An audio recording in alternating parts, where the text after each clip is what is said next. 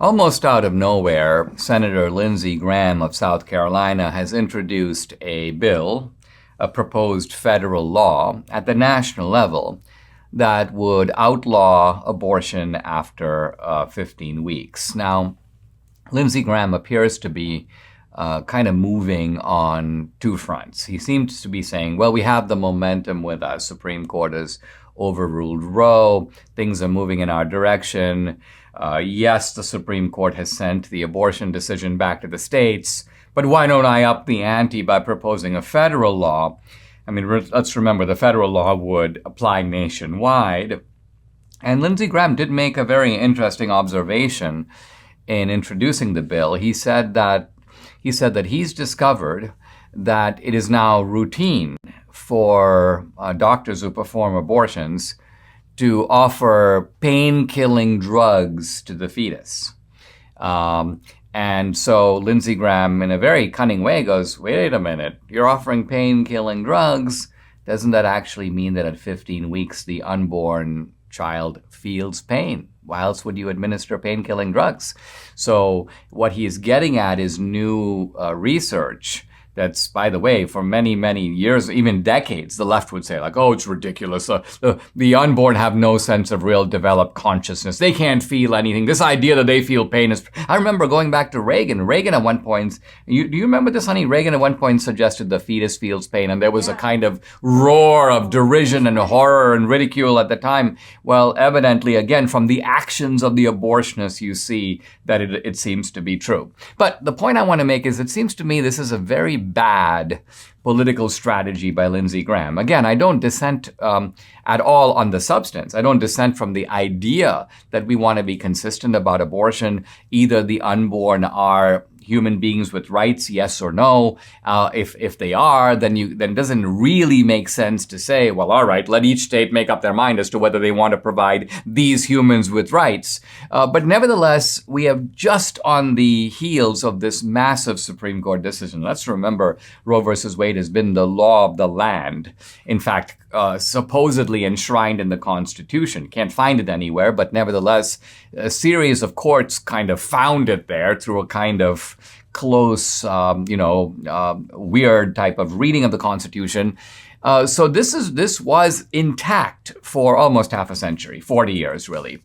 And then the Supreme Court very boldly, very brilliantly, and with almost flawless reasoning, this is, I believe, Judge Alito, says, we're going to let this decision be made by each state reflecting the sentiments of the people in that state. Now, there's a certain kind of prudential logic to this, and that is that on a contentious issue, you basically decide, look, there are going to be progressive states where the overwhelming sentiment is pro-abortion. Fine. They're going to have laws that look a lot like Roe versus Wade. Abortion on demand, virtually without a reason given for many months, if not all 9 months of the pregnancy. And then you're going to have very conservative states that are going to have virtually no abortions, maybe none at all, that are allowed. Or they're going to be prohibited across the board with narrow exceptions, perhaps for rape, incest, and life of the mother. And then you're going to have moderate states in the middle that are going to have laws that reflect the sentiments of their citizens. Namely, we're going to restrict abortion in many cases, although permitted perhaps for the first trimester or permitted for a certain period of time. And this allows the issue to sort of settle down. So just when the court does this, you may say the centrifugal force of dispersing the issue to the states, here comes Lindsey Graham and goes, let's pull it right back to the federal government. Let the federal government decide in our favor. But my point is, what is the practicality of this, Lindsey Graham? I mean, what is the chance that you can get this? Let's start with bills begin typically in the House. Can you get it through the House? No. You've got a Democratic majority. It's not going to get through the House. Are you going to get it through the Senate? No. And you know it as well as I do. Even if by some miracle you got it through the House and the Senate, what's the chance that Biden is going to sign it as opposed to vetoing it? And if he vetoes it, what's the chance that you can get a veto-proof majority in the Congress to override the veto? And the answer is you have no chance at all. So it seems to me Lindsey Graham, who's not stupid enough to think that he can somehow make this into a law, is doing it really for his own crass political benefit. He's basically trying to say, look, I'm not a rhino. I know there are a lot of people who don't like me for things I've said, so I'm going to come out strong on an issue that's really important to the base. I'm going to be the sort of pro-lifer that even upends the Supreme Court. I'm going to be more pro-life than Alito, if you will. And but I recognize that it's just a symbolism. It benefits me politically because it seems like I'm the sort of pro-lifer to end all pro-lifers. And of course, some of the pro-life groups, of course, consistent with their own positions, have lined up behind Lindsey Graham, no surprise.